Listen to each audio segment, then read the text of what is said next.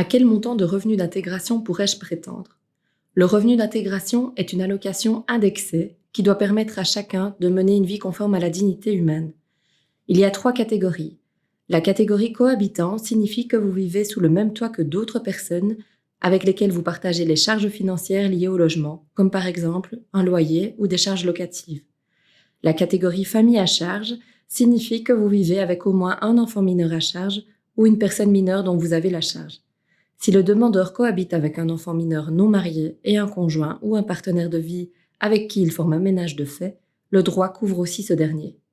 Enfin, la catégorie isolée signifie que vous vivez seul dans un logement personnel et vous ne rentrez pas dans les autres catégories. Sur base de l'enquête sociale, le CPS détermine à quelle catégorie vous appartenez.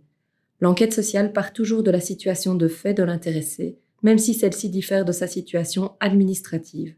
C'est en cela que le CPS devra réaliser une visite à domicile pour constater les éléments de votre situation de fait.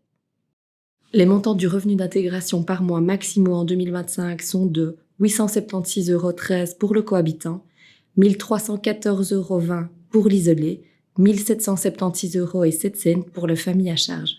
Ces montants sont diminués en fonction de votre situation.